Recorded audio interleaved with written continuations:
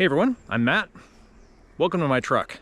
Now for this week's video, I'm doing something that I kind of wish I didn't have to do, but I don't know, I got to keep my truck on the road. Now, this is my 2012 Ram with the 6.7 Cummins turbo diesel in it. You'll notice the absence of the EGR system here, which is going to make this job quite a bit easier. This truck's got a lot of miles on it and I work it pretty hard. And a couple of weeks ago, I noticed that after a couple of long hard pulls, towing a trailer, I noticed I was starting to get a little bit of overflow out of my coolant catch can here.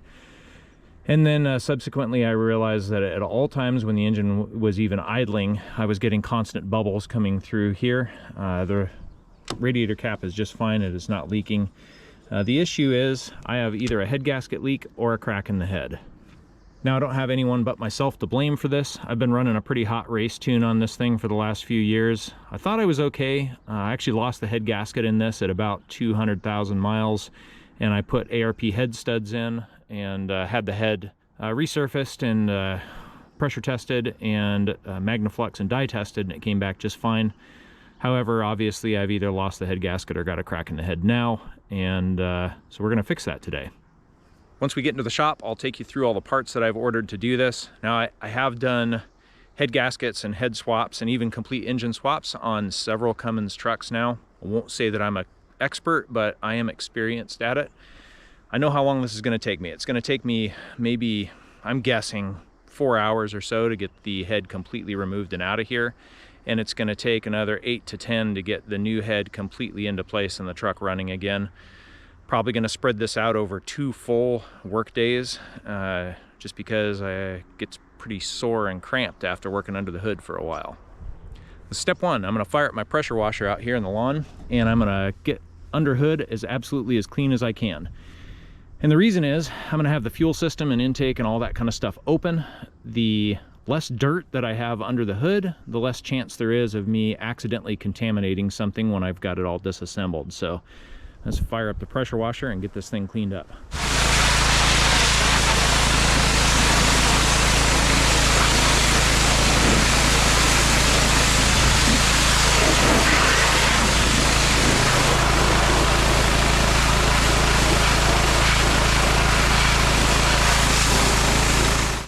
Okay, while everything under the hood is drying and dripping outside of the shop, I'm going to go through all the parts that I bought and the general procedure that we're going to go through to get this head replaced.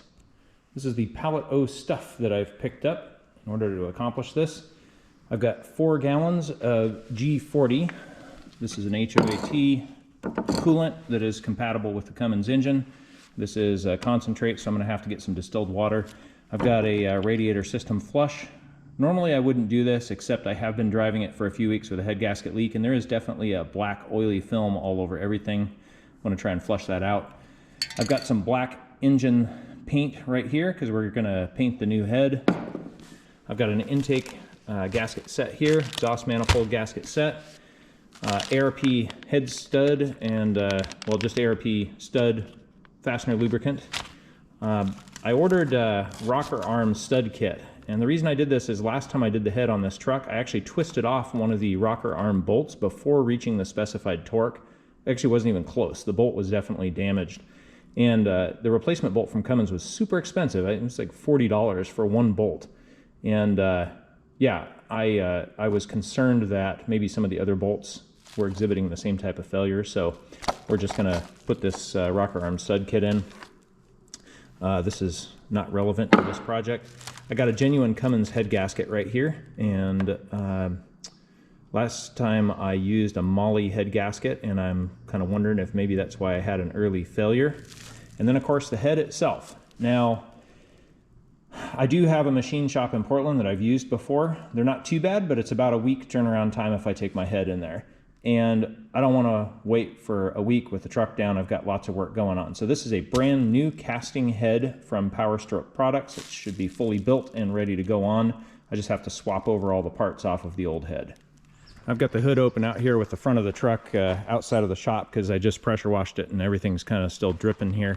It is starting to get dry. I did let it idle for about 10 minutes, but I did pay particular attention when I was cleaning to the high pressure fuel rail, this side of the head, the high pressure fuel pump, the injection pump there, and where all the injector lines go into the head, because we're going to be removing all that stuff, and really don't want to contaminate any of my injectors. All right, we're going to remove this upper radiator hose and air box, air filter, intake, all that kind of stuff. We're going to unbolt the exhaust manifold, leave the turbo and everything connected, and move it to the side. We're going to unbolt all these EGR bypass hoses and everything here. We're going to remove this thermostat housing and unbolt the alternator, pull that out of there, and remove the fan belt, because that top pulley up there is bolted to the head. So we got to release that fan belt. Over on this side, we're going to remove this air intake horn. The absence of the EGR system makes this job quite a bit easier. We're going to remove all of the high pressure fuel lines, the injector lines, the high pressure fuel rail itself. There's a couple of sensors and connectors to disconnect back there. There is a banjo bolt with a return fuel line on the back of the head. That's a pain to get to, but I know it can be done because I've done it before on this truck. We're going to remove the crankcase ventilation filter on top of the valve cover, and then we're going to remove the valve cover itself. And then there's a sandwich layer here, this thing right there, that's the injector harness. We're going to remove that and take that piece out. Then we're going to remove all the rocker arms and push rods. And once the injector lines are removed, we're going to pop the fuel tubes out and then remove the injectors themselves. Then all the head bolts, then the head comes out. Simple, right? Well, while that truck's drying off, I'm going to get this new head painted, or inspected and painted anyway. I have never purchased one of these brand new heads before from Powerstroke Products, so I don't really know what to expect. I have done a little research to see if other people have had good luck with these, and apparently this casting has improved quite significantly, and people are actually using them in, you know, mild race builds with some success. And so I am hoping that this one's gonna last a little longer than the 2 years that my previous one did, because I like turning wrenches, but I don't like keeping doing the same job on my work truck all the time.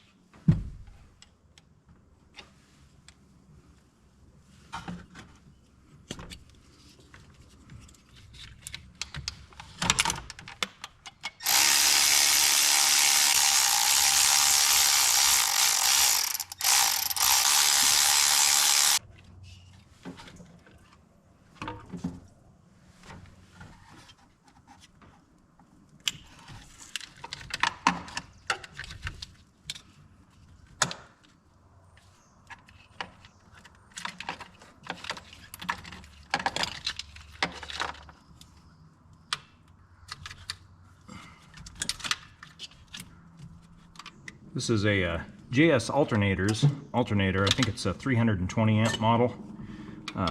Highly recommend those. I actually went through 3 alternators in this truck before, so this is alternator number 4. All of them either factory Cummins or remanufactured alternators. Just because I push them so hard with charging my drone batteries, the windings actually deteriorate, and one of them actually caught fire. I had flames coming out of it. But boy, as soon as I put one of these hairpin alternators on here, yeah, never again. This thing's been excellent for me.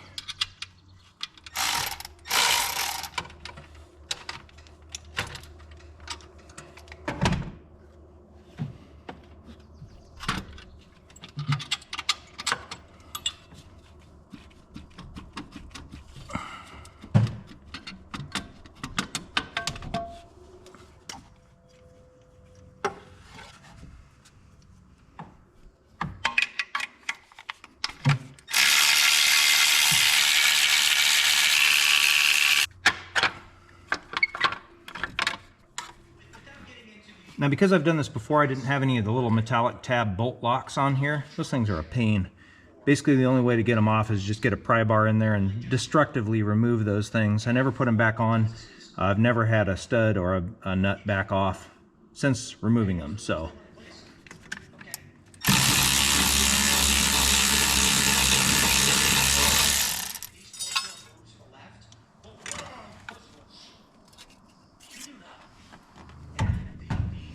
Alright, I think we're done with this side here. Got all these metallic gaskets out, all the bolts.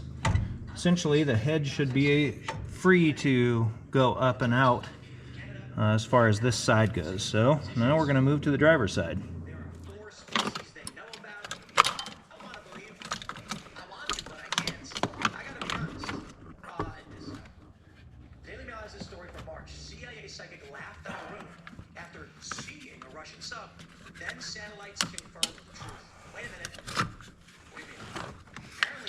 This isn't really necessary to remove, but definitely gives you a little bit more room to work in here. So I remember doing this last time and it was worth it. I do have both batteries disconnected. Disconnecting big connectors like this can definitely introduce problems with the ECU. So battery disconnected, all this stuff comes off, we're all good.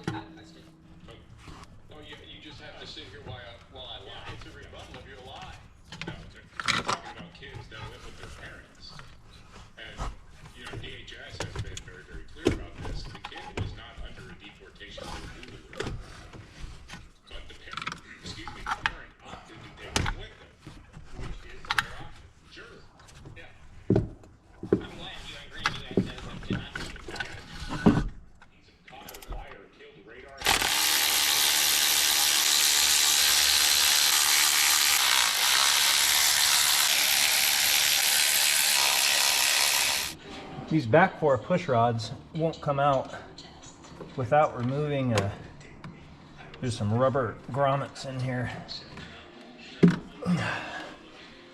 Alright, these 2 things are removed. Now the push rods can actually go up into this cavity here.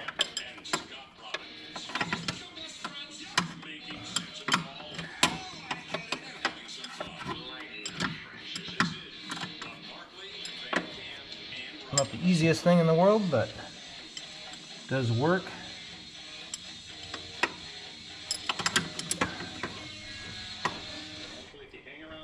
Okay, the order that we disassemble these is actually pretty important. There are some tubes, the fuel tubes that go in from these injector lines here into a little hole inside the injector. So we can't pull the injectors out until those fuel tubes are removed, and of course we can't pull the fuel tubes until the fuel lines are removed. And then I'll remove the nuts that are there that hold the fuel tubes into place, and we'll pop the fuel tubes out, and then we can remove the injectors.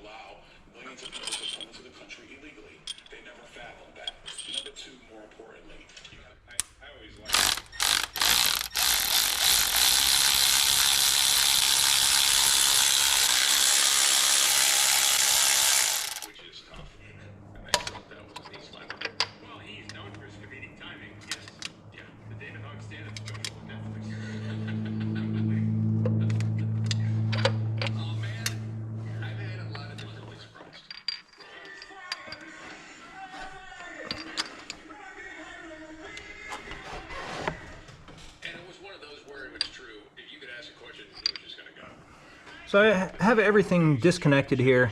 Essentially, it's just the head bolts holding it in. But one thing to not forget, I got that banjo bolt on the back, which is a return fuel line. Got to get that removed, otherwise head's not going to come out of there. We're going to cause some damage one way or the other. Oh, that's going to be impossible to show. Trust me, there's a bolt back there that's got to be removed. Okay, I've got everything pulled from the head, laid out nice and neat here on my table. Got my injectors, my injector hold down brackets, my fuel tubes, fuel injection lines, high pressure fuel rail, all the push rods, rocker arm pedestals, the rocker arms themselves, and then the crossbars. Of course, I'll be replacing these bolts with some studs. Talked about that earlier. New head's ready to go, or at least ready to receive all the parts off the old head. I got all the head studs pulled, and I think I'm ready to pull the head out of here. All the head studs are right here. Gonna have to clean those up and put some new lubricant on them. Really not too bad. I'm a little sore. It's taken the better part of a day to get to this point. I did waste a little bit of time because I dropped a rubber stopper inside of the coolant reservoir, and I had to pull the fender skirt out and dump that out. Didn't show that on camera because it's not normally something that you have to do. I was just an idiot, and I was using high pressure air to pressurize that and push all the water out of it, and the blowgun I had a rubber stopper on the end of it, and it ended up in the reservoir. Sucks, but sometimes that kind of thing happens. So let's get this head pulled out of here.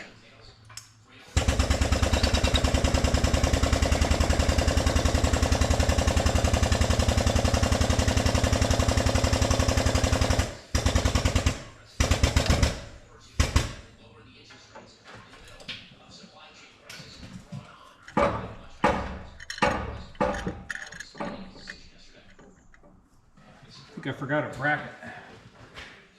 See some hoses moving that I don't expect to see moving. Oh yeah, this bracket right here.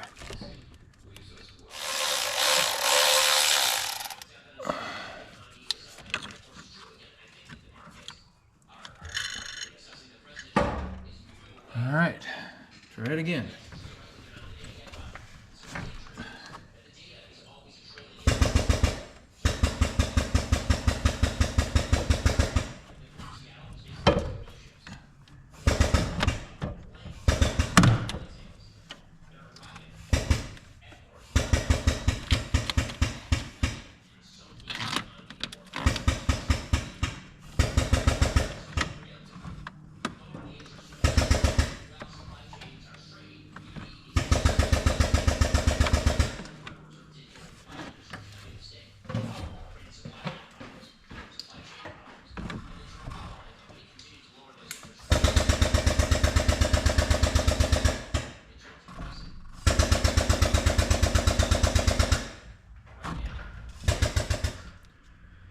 Well, I spent a few minutes looking at this side of the gasket and the underside of the head, and I'm not seeing a smoking gun anywhere. I don't see any obvious cracks in the head or obvious spots where the gasket was leaking, but could also be leaking on the underside of this. I don't really know.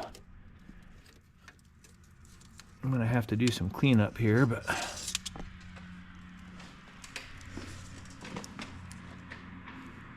it's kind of hard to tell because there's a coating on this and it peels off when you take the gasket off. Well, I don't see anything obvious. All right, let's get started on this cleanup.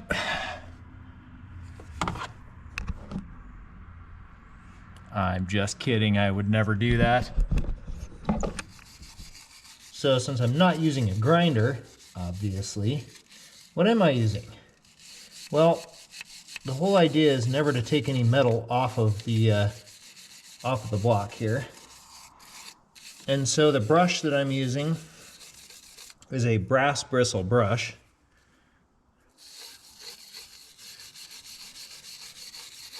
And then I'm also using a Scotch-Brite roll-lock disc in a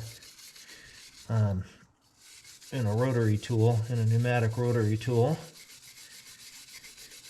So I've already gone over it with the roll-lock disc. And now I'm just kind of looking for places where you might see leftover gasket material. These gaskets don't have a lot of compression, so cleanliness here is super, super important. Any material left over on the block here, or any material on the head for that matter, is going to significantly reduce the sealing capability of the head gasket. So this is where it's worth spending a little bit of time.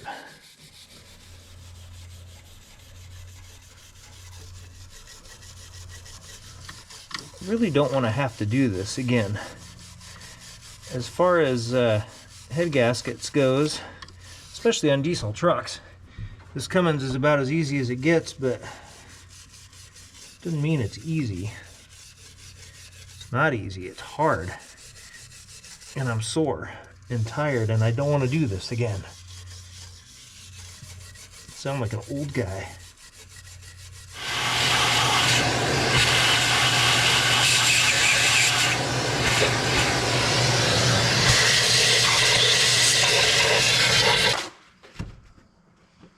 Well, the vacuum cleaner takes care of any maybe brush bristles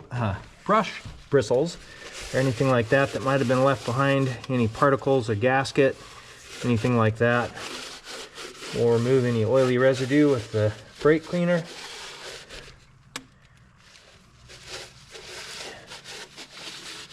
Should be ready to put the gasket on after this.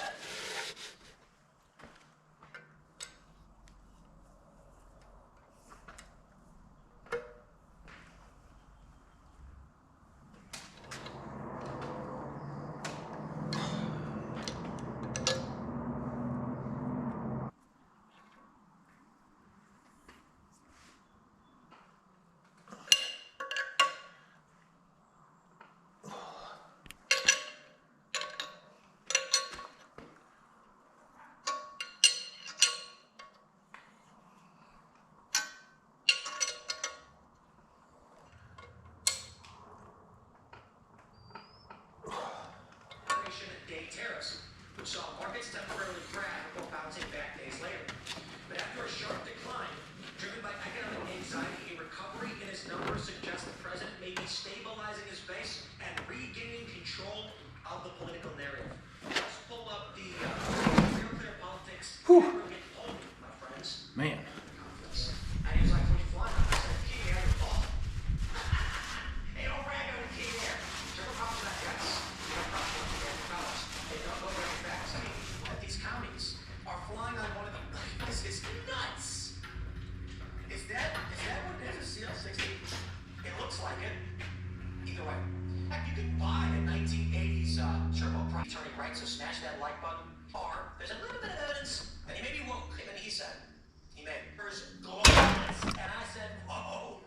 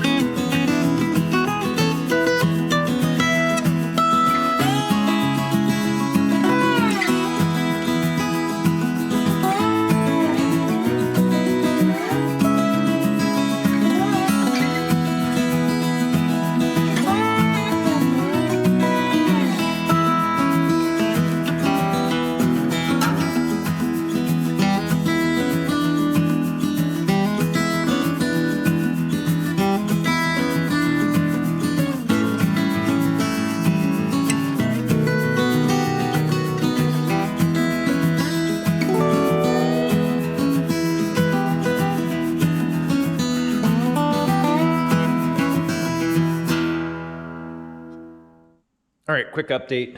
This is actually the third day I'm working on it, but it's Saturday. I've got all day today, and I should be able to finish this thing up. Here's where we're at. So I have the head down, installed, torqued into place. The ARP head studs require 3 torque levels, so 40 foot-pounds, 80 foot-pounds, and then 125 for the final. I did run into a slight problem with these rocker pedestals. With this new head casting, they were bumping into the washers for the head studs. And so there's no real way around it. What I ended up doing is just removing the washers for all these studs along this row right here. I don't think that's a problem. I did it after everything was torqued, and I basically just backed each nut off and then retorqued it to the 125. And these pedestals fit now. So must just be they worked fine. The head studs worked fine with the factory casting, so I think this just must be an issue with this casting. There must be just, you know, a few thousandths of an inch difference in where those holes were drilled, so nothing I can do about it now. So, but I've got all the pedestals sitting here and the studs installed for those. Next up, I will install the rocker arms, and then I will lash all the valves.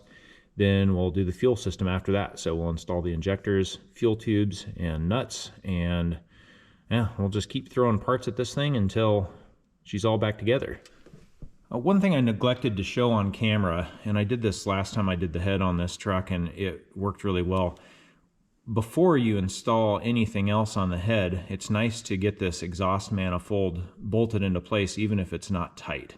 And the reason is because what you can do is install one of the gaskets on just the top bolt and leave it pointing straight up and get that bolt all lined up, the manifold bolted into place, and then that gasket just swings down, and then the bottom bolt you can find the hole and screw it in. It's a lot easier than trying to slip the gasket down into place. So the exhaust manifold is bolted on but not torqued, and that'll just make it a lot easier once I've got everything in place to just come back with a torque wrench and torque all of those individual studs and bolts down. These are the parts I've got left on my clean table. Rocker arms here, we're not going to use these rocker arm bolts.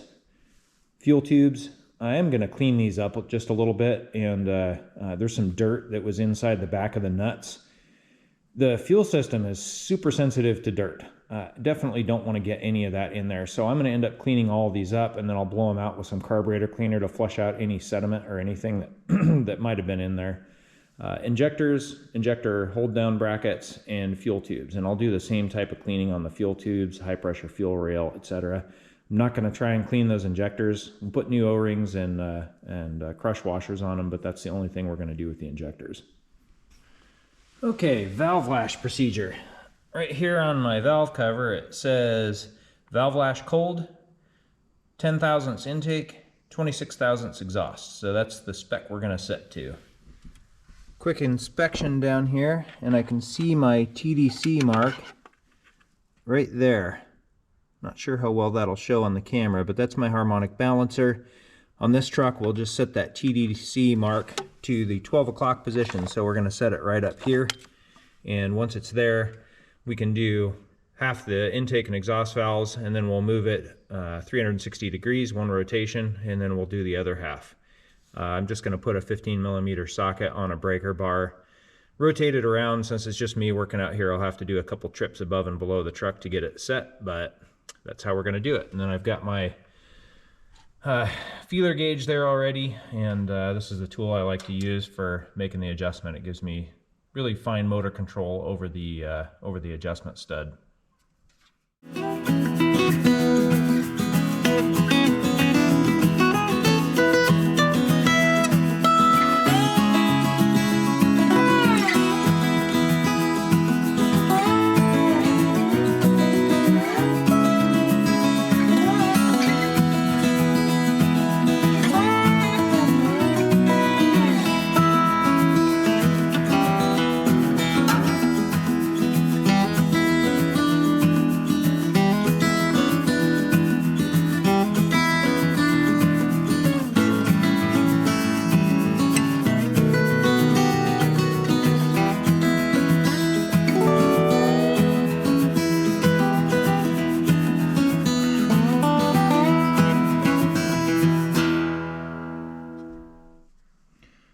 right, I've got new O-rings on my injectors.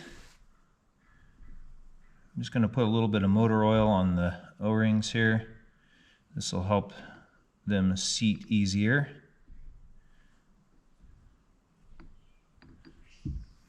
On these, this is where the fuel tube goes, right here.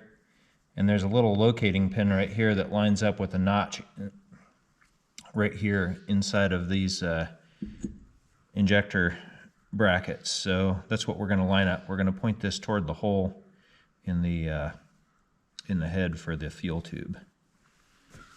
Well, guys, let it be known that I am not immune to mistakes.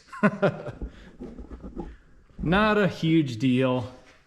However, the injectors really have to be in here before the rocker arms go into place, because the injector tie downs don't fit once the rocker arms are here. I forgot about this.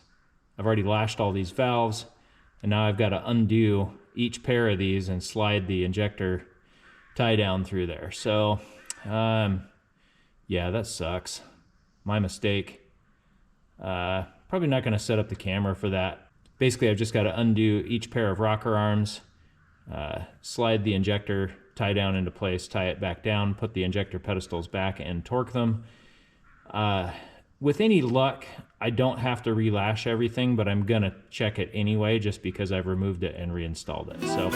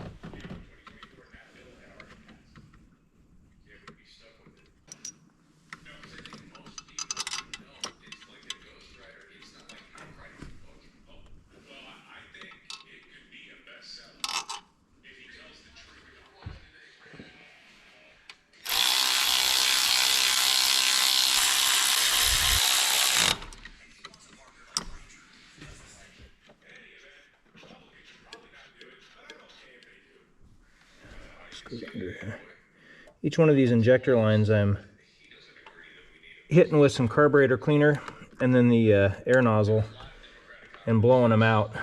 That way if there's any little pieces of grit or debris that have made them in there, I'm blowing those out so they don't get stuck in the injector nozzles, because that would be bad. Last thing I want to do is have to tear this apart. Don't know if I've mentioned it yet on this job, but don't want to do this again. I don't have to.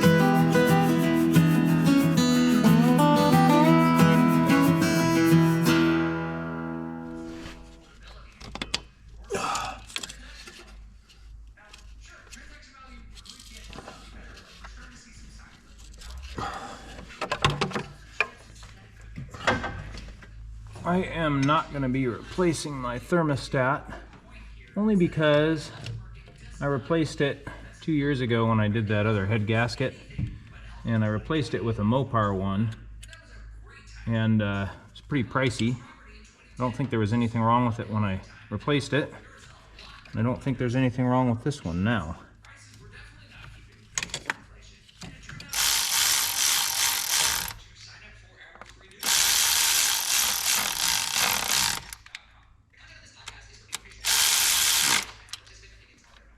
Well, I think the time is here for me to turn the key on this thing and see if it fires up. Now, I do not have water yet in the radiator. The plan is, as soon as this thing starts, I'll pull it out to my garden hose, fill it up with tap water, and put some radiator flush in it and let everything flush through. Once that's done, I'll thoroughly drain the system again and put the coolant and some distilled water in. And the reason is it's been letting some exhaust gases into the system for a while, and so I can see the kind of oily residue in the top of the radiator cap and the coolant reservoir, so I want to get rid of all that stuff. But I do expect a really extended cranking because I flushed out all of the injector lines and the high pressure fuel rail with some solvent and then blew everything out with the air, so all that is empty right now. There's no diesel in it, so it wouldn't surprise me if it takes 20 or 30 seconds of cranking before this thing fires off. But I'm going to hop in, turn the key, crossed fingers for no problems.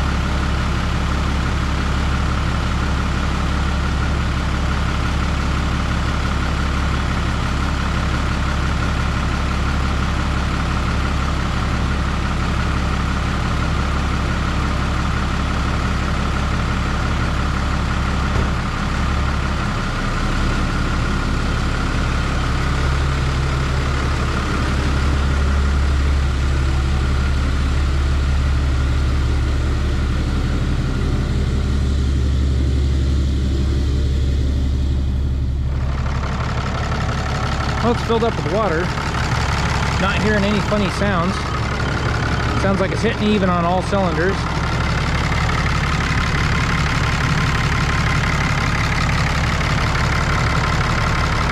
It's noisy in the way that a Cummins should be noisy.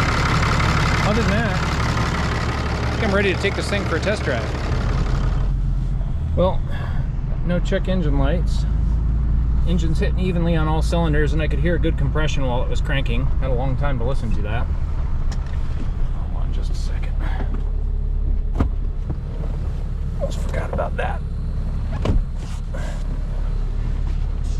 I have a highway close to home.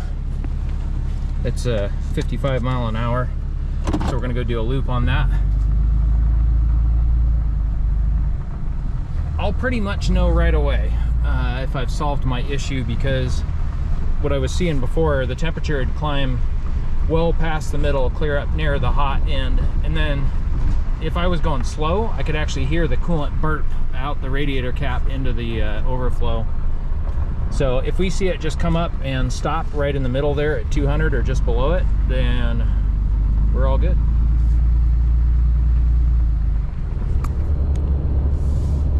Well, I've been driving it around for, well, I guess I let it warm up for about 10 minutes, and I've been driving it around for about 10 minutes. I've definitely seen the thermostat open, but I haven't seen it get past 200. I mean, it got right up to 200, and then I saw it dip down. I think that was the first thermostat opening. But I have not seen it climb past that. I'm going up a little grade right here. I'm gonna put my foot in it and see if I can get that temperature to climb at all, because it definitely would have overheated before.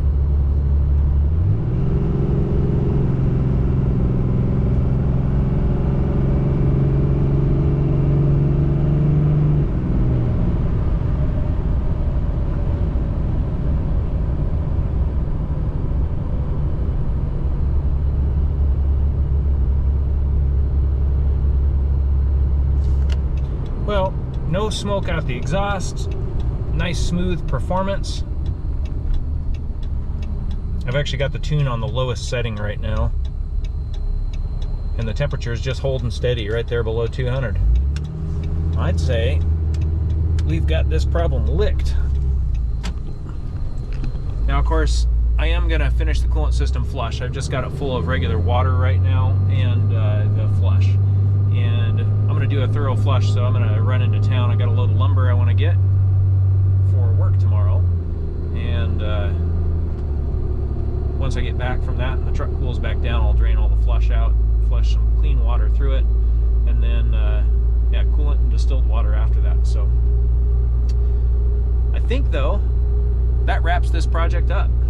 Thanks for following along on this one, guys. I know it was a little bit of a longer one, but kind of a big project. So we'll catch you on the next video.